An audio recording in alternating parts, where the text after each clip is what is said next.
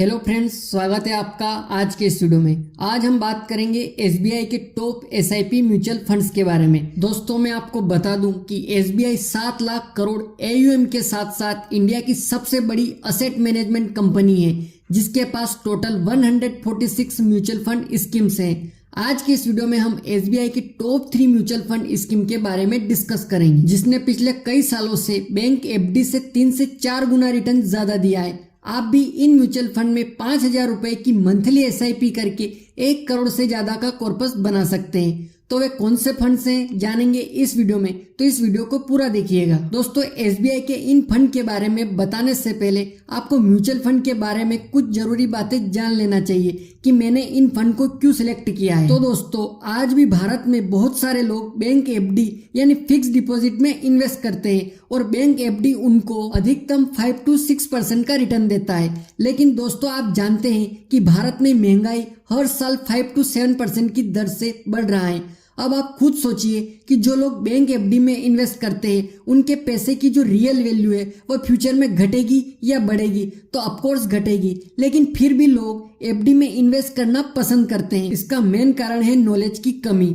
उनको mutual fund के बारे में ज्यादा नॉलेज ही नहीं होता है। वो म्यूचुअल फंड को डायरेक्टली स्टॉक मार्केट से कंपेयर करने लगते हैं, लेकिन ऐसा नहीं है। अगर आप किसी अच्छे म्यूचुअल फंड में इन्वेस्ट करते हैं, थोड़ा सा रिस्क लेते हैं, आप ऑन एवरेज मिनिमम 15% का रिटर्न आसानी से बना लोगे और अधिकतम 20, 25 और यहाँ तक कि 30% तक का रिटर्न भी मिल जाता है, जो एफडी से 3 से 4 गुना ज्यादा है। जो लोग म्यूचुअल फंड को डायरेक्टली स्टॉक मार्केट से कंपेयर करते हैं, उनको मैं बताना चाहता हूँ कि जब हम किसी स्टॉक में इन्वेस्ट करते हैं, मान लीजिए हमने रिलायंस कंपनी के स्टॉक में इन्वेस्ट किया, अगर फ्यूचर में रिलायंस कंपनी ग्रोथ करती है तो हमें प्रॉफिट होगा, लेकिन अगर कंपनी को नुकसान होता है तो हमारे स्टॉक का प्राइस भी गिरेगा और डायरेक्टली हमें भी नुकसान होगा, क्योंकि हमने पार्टिकुलरली किसी कंपनी के स्टॉक में डायरेक्टली इन्वेस्ट किया है।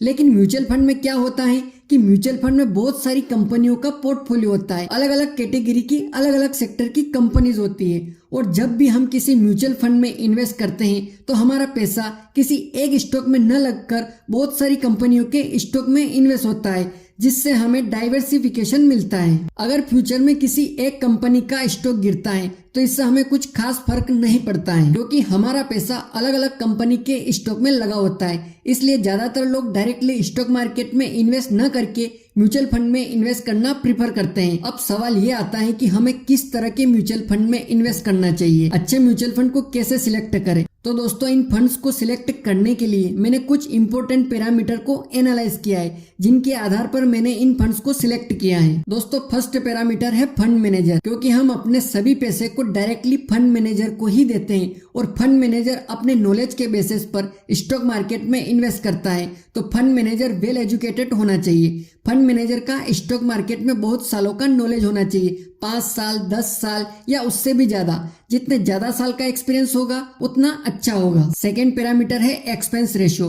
फंड को मैनेज करने के लिए म्यूचुअल फंड कंपनी कुछ फी चार्ज करती है, जिसे एक्सपेंस रेशियो कहा जाता है, और ये जितना कम होगा उतना ही अच्छा होगा। थर्ड नंबर पैरामीटर है पास्ट परफॉर्मेंस। किसी फंड के पास्ट परफॉर्मेंस को देखने से पता चलता है कि उस फंड में कितनी कंसिस्टेंसी है और वह फंड फ्यूचर में कैसा परफॉर्म करेगा। तो ये कुछ पैरामीटर्स हैं जिनके बेसिस पर मैंने इन फंड को सिलेक्ट किया है। चलिए अब उन फंड्स के बारे में डिस्कस करते हैं। दोस्तों, एसबीआई के टॉप 3 बेस्ट फंड में से फर्स्ट फंड है SBI technology opportunity fund.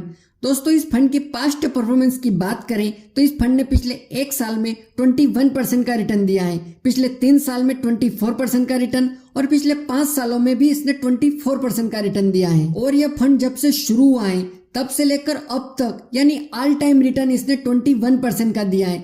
Long time में इस फंड ने काफी बेहतर रिटर्न बनाकर दिया है। इस फंड के फंड मैनेजर हैं सौरभ पंत, जिनका स्टॉक मार्केट में काफी सालों का एक्सपीरियंस है। इस फंड का एक्सपेंस रेशियो है 0.85% और इसका एग्जिट लोड है 0.50%। अगर आप 15 दिन के अंदर अपना फंड विड्रॉल करते हैं तो आपका 0.50% का चार्ज कटेगा। इस फंड का करंट एनएवी है 194 रुपीज। इस फंड में आप मिनिमम 500 रुपए की एसआईपी से भी स्टार्ट कर सकते हैं और लमसम में आप मिनिमम 5,000 रुपए भी कर सकते हैं। इस फंड का फंड साइज 3,423 करोड़ रुपए है।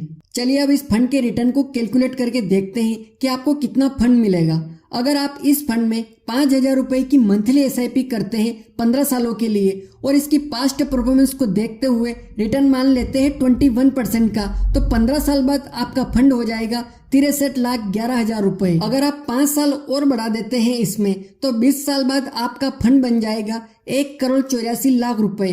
दोस्तों आप खुद कैलकुलेट करके देख सकते हो SIP कैलकुलेटर में। दोस्तों यदि आप इस फंड में 2 लाख रुपए का लमसम अमाउंट इन्वेस्ट करते हैं तो 15 साल बाद आपको 34,89,000 का फंड मिलेगा और 20 साल बाद आपका फंड बन जाएगा 90 लाख रुपीस। दोस्तों बात करें इस फंड के होल्डिंग की तो इस फंड ने वेल एस्टेब्लिश IT सेक्टर की कंपनीज में मेजर होल्डिंग ले रखी है, जिसमें इन्फोसिस, TCS, HCL, विप्रो और माइक्रोसॉफ्ट US कंपनी भी शामिल है। दोस्तों हमारी लिस्ट का सेकेंड फंड है SBI magnum mid cap fund.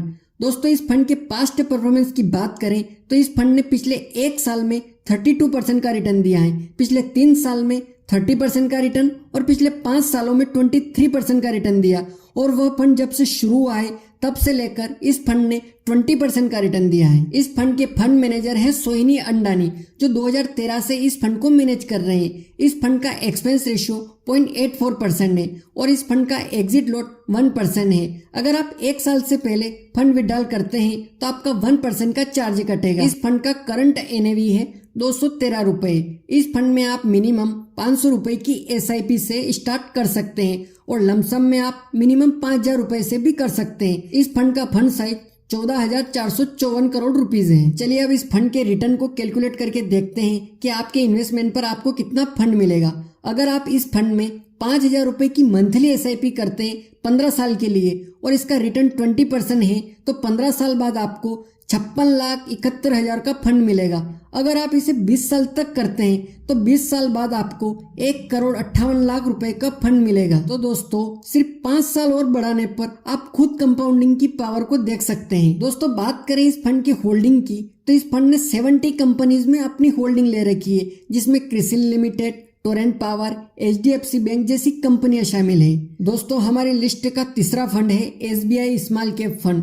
दोस्तों इस फंड के पास्ट परफॉर्मेंस की बात करें तो इस फंड ने पिछले 1 साल में 23% का रिटर्न दिया और पिछले 3 सालों में 28% का रिटर्न दिया और पिछले 5 सालों में 24% का रिटर्न। और जब से ये फंड शुरू हुआ है तब से लेकर अब तक यानी ऑल टाइम रिटर्न की बात करें तो इस फंड ने 25% का रिटर्न दिया है। तो इस फंड ने भी लॉन्ग टर्म में बेहतरीन रिटर्न बनाकर दिया है। इस फंड के फंड मैनेजर हैं R श्रीनिवासन, जो 2013 से इस फंड को मैनेज कर रहे हैं। इस फंड का एक्सपेंस रेशियो है 0.67% और इस फंड का एग्जिट लॉट 1% है। यदि आप 1 साल से पहले फंड विड्रॉल करते हैं तो 1% का चार्ज कटेगा। इस फंड का करंट NAV है 159 रुपए और इसमें भी आप मिनिमम 500 रुपए SIP से स्टार्ट कर सकते हैं और इसका फंड साइज 22,894 करोड़ रुपए है।